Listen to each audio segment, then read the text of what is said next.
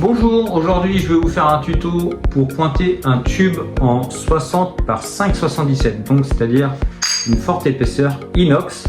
Donc il demande une préparation assez spécifique au niveau chanfreinage et surtout au niveau de pointage, au niveau du jour qu'on va lui mettre et surtout l'inertage qui va être très important dans ce cours. Donc suivez-moi, on va commencer déjà par faire les chanfreins. Pour faire les chanfreins, je vais utiliser deux disques différents, c'est-à-dire un disque à ébarber pour dégrossir et un disque de finition, un disque à lamelles. Et en plus de ça, pour gratter un peu l'intérieur, pour blanchir l'intérieur, je vais utiliser une petite meule carbure, un petit embout carbure comme ça. Okay. Allez, étape suivante. Pour les EPI protection, on va avoir besoin de vêtements de travail qui résistent bien au feu. On va avoir besoin d'un masque qui nous protège des yeux et du visage, un masque pour la respiration pour nos poumons et des bouchons d'oreille. C'est parti, on s'équipe. C'est parti, on y va. Pour les chanfreins, la meule, l'orientation de la meule, toujours à 30 degrés. Il ne faut pas être à 45 degrés, 45 degrés comme ça, c'est 30 degrés, il faut essayer de trouver le bon angle et essayer de garder tout le temps le même angle et toujours aller de l'arrière. Ok, comme ça, toujours aller en arrière. Ok, comme ça on voit ce qu'on fait. Allez, c'est parti.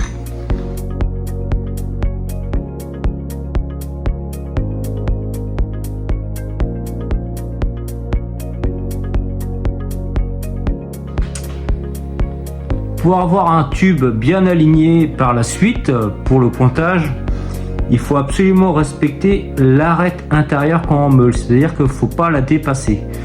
Vous meulez tout autour sans dépasser cette arête-là, l'arête bien visible. Ok, il ne faut pas la bouffer. Allez, c'est reparti.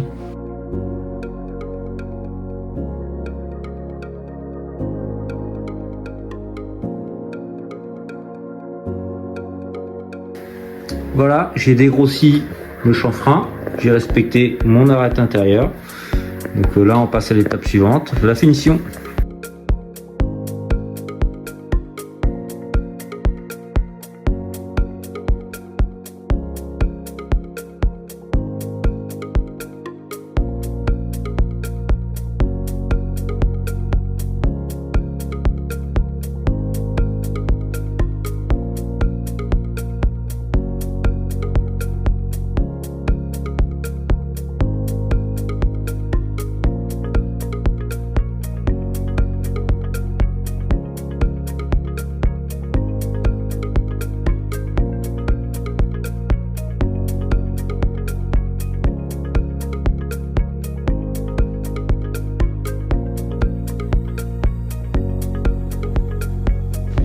Nous sommes arrivés à l'étape pointage. On va avoir besoin pour ça, pour faire du pointage, on va avoir besoin de consommables, on va avoir besoin du scotch papier, scotch alu, on va avoir besoin d'un support.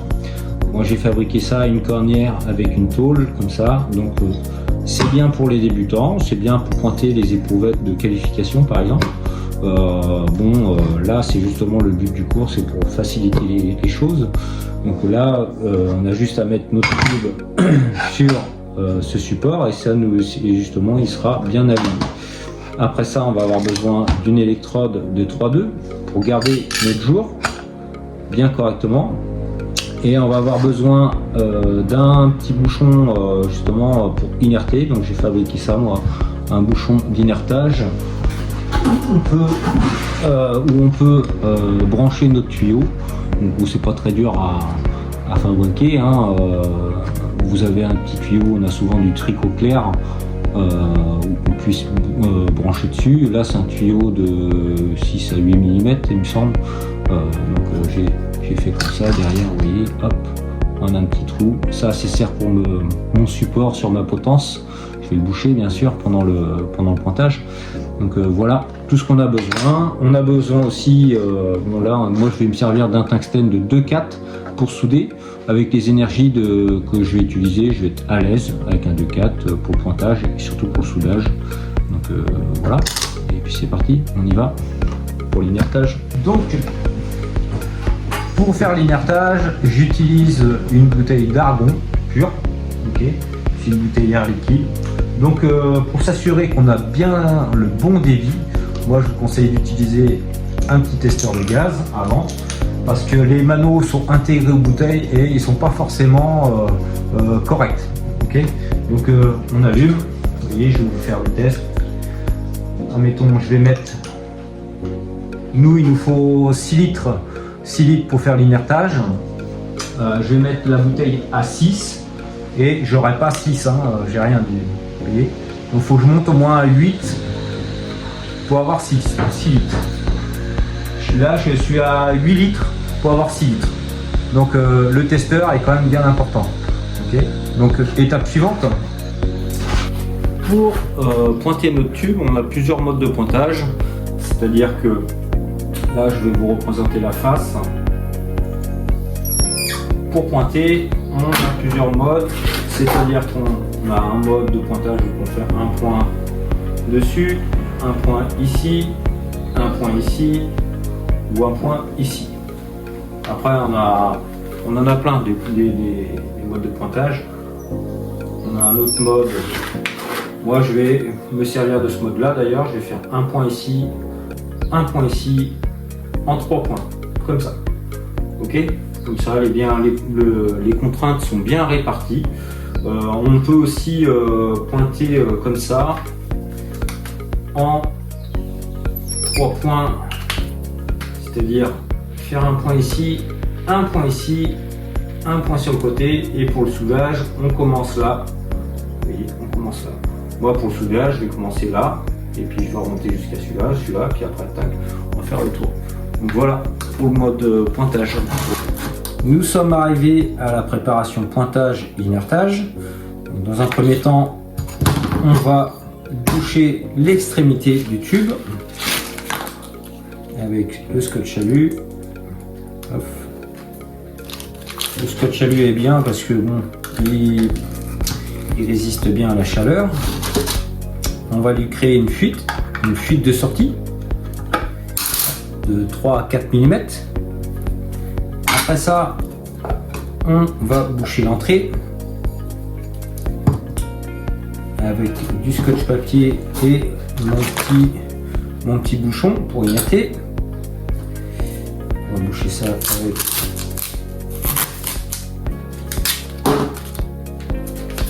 le scotch. Hop, on fait le tour. On bouche bien. Hop, on bouche le dessus.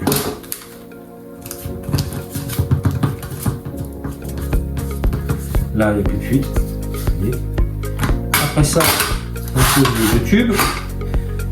On va positionner un scotch en dessous.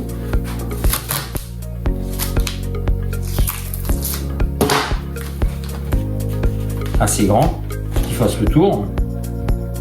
On positionne tranquillement le tube dessus. On positionne, on gère pour avoir au moins 4 mm. Après ça, on fait le tour.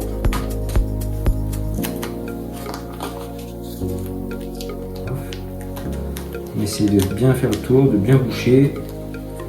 Puis voilà. Après ça, on va rentrer notre métal d'apport de 3-2. Moi, je les ai taillés en pointe, justement, pour le rentrer dans le papier, tranquillement, pour éviter que le papier se déchire. Ok, comme ça, pour créer le moins possible de fuite. Je rentre ça, je traverse. Et puis voilà, terminé. Maintenant, une fois que j'ai rentré mon métal d'apport dedans, vous voyez, je vais lui créer 4 mm, un bon 4 mm de jour, parce que je sais que pendant mon pointage, mon tube, il va avoir un retrait. L'inox, pour ça, il y a beaucoup plus de retrait que sur un acier carbone. Donc je le prévois, toujours prévoir ça, okay, bien ouvrir, 4 mm. Faut pas mettre 5 non plus, hein, parce que bon, après ça fait plus de travail. Le but c'est de ne pas se rajouter aussi du travail dans la soudure derrière. Donc voilà, une fois ça fait, bah, je suis prêt, hein. je vais pouvoir brancher mon tuyau et mettre un inertage. Pour régler notre générateur de soudage, donc là je suis sur un GIS, il est assez simple d'utilisation, hein. Donc là je vais régler mon pré-gaz à 0,5 secondes. Après ça j'ai une montée, je vais pas la mettre, je vais mettre 0 secondes. Derrière là, 0 secondes. C'est pas utile pour cet exercice là. Après ça, on va mettre notre ampérage. On peut souder ça, on peut pointer entre 75 et 80. C'est bien, hein, 78. J'aime bien avoir le contrôle sur mon bonne fusion. Donc 78 ampères me paraît très bien. Après ça, je vais mettre un évanisseur. Donc là, je vais régler à 5 secondes. On est très bien, 5 secondes. Comme ça évitera vraiment d'avoir des cratères. Surtout sur de l'inox, attention aux cratères. Ok. Après ça, j'ai mon poste gaz. Mon poste gaz, c'est 5 secondes et non 0,5 secondes, comme je vois souvent cette erreur-là de fait. Donc 5 secondes en poste gaz. Et puis voilà, c'est parti pour notre pointage. On y va. Donc là, on est bien inerté. Ok, on va pouvoir ouvrir tout ça. Et je vais vous mettre le verre de protection pour que vous voyez bien la soudure. Je viens sur mon côté, hop, je vais de l'autre côté, comme racorde, et c'est parti. Je fonds tranquillement mes bords, je pousse légèrement dessus pour bien garder mon bain, et hop, c'est parti, c'est fini pour le pain. Je fais mon évanisseur légèrement sur le côté. Voilà le premier point qui a été fait. Voilà, il est protégé. Voilà, on va passer au pointage suivant. Une fois avoir fait le premier point, je me prépare pour le deuxième point. Là, hop, ça. J'enlève mon jour, hein, vous voyez, il est bien resté. Hein, on va travailler un petit peu, mais pas trop. Il reste encore bien libre. Donc ça, hop, j'enlève ça. Mon point, je vais le mettre ici, vers le bas. Okay. Vérifie quand même si ça passe encore bien. Donc là, je vais l'ouvrir un petit peu, je vais l'aider. Vous voyez là, je vais toujours rester bien libre dans mon joint de soudure. Et puis voilà. Ça. Là, je vais remettre du scotch en dessous. Donc là, on a dit que le point était en dessous. Mon autre point, je vais le faire ici. Et je vais en faire un troisième ici. Ok. Donc c'est parti pour le scotch. Toujours bien fermé.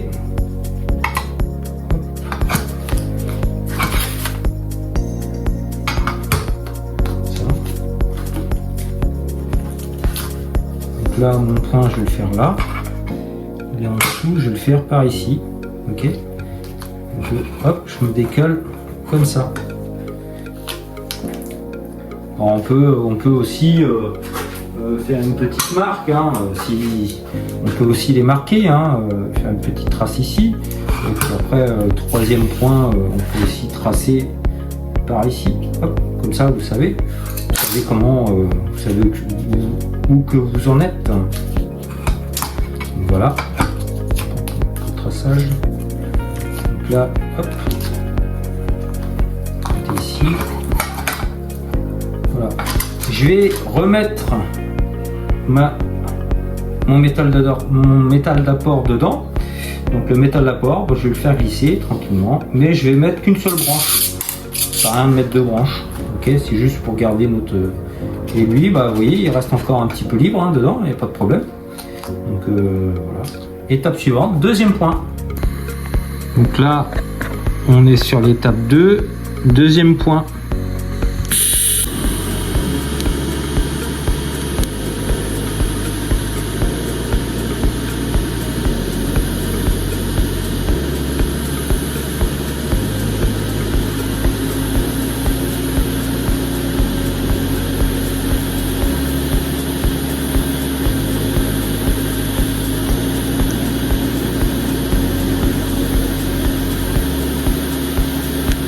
Le deuxième point a été fait. Donc voilà le résultat.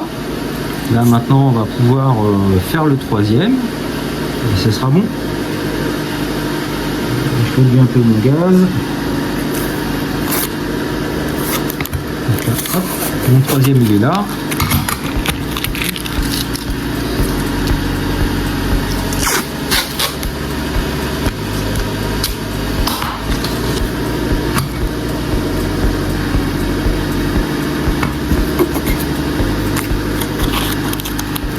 Vous voyez, là j'ai mon troisième point.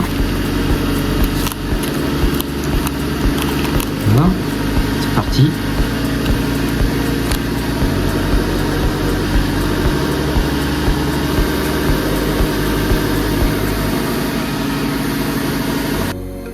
Pour le troisième point, vous pouvez toujours laisser un petit peu la baguette dedans, hein, c'est pas un problème pour ça, hein, c'est une branche dedans, ok, comme ça, si vous avez peur qu'il se referme de trop, normalement là c'est bon, hein, il va pas trop, il va encore un petit peu se refermer au troisième bien sûr, mais bon, là on a bien prévu, on a fait, là ce qu'il faut avant toute chose, c'est vraiment prévoir avant, ok, vaut mieux prévenir que guérir, on va dire. Ok, donc il vaut mieux bien prévoir votre jour avant de pointer, de faire le tout premier point d'ailleurs. Ok, puis après bah, c'est bon. Allez, on y va.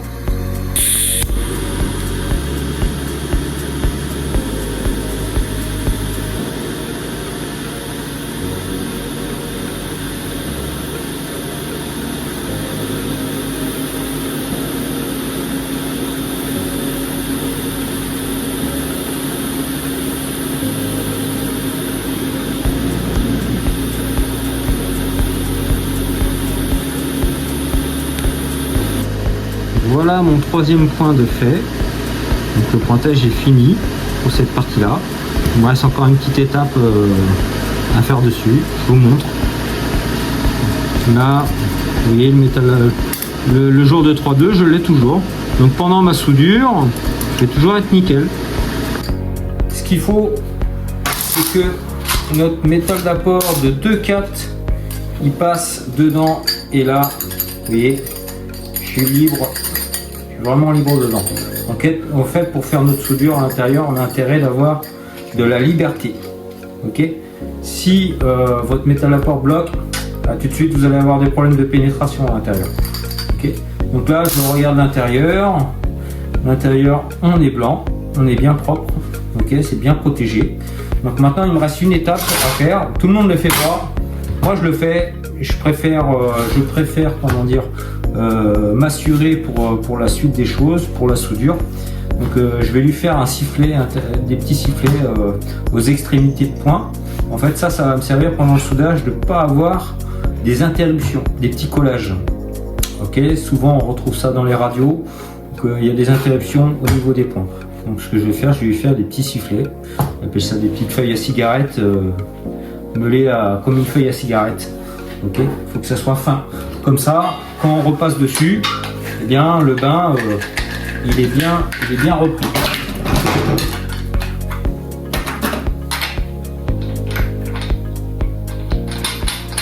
Bon, moi je fais ça avec un petit disque à tronçonner.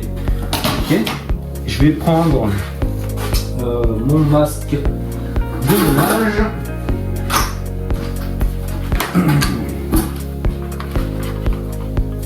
C'est parti.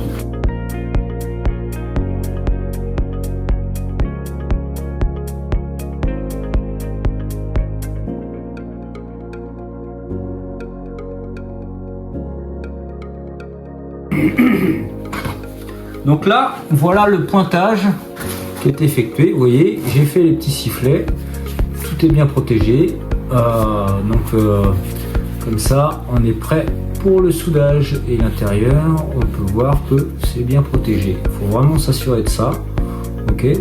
Si, admettons, on avait un point noir à l'intérieur, eh bien là, il faut recommencer. Pas le choix. Donc là, je suis bien protégé, propre. On va pouvoir passer à l'étape soudage dans la prochaine vidéo.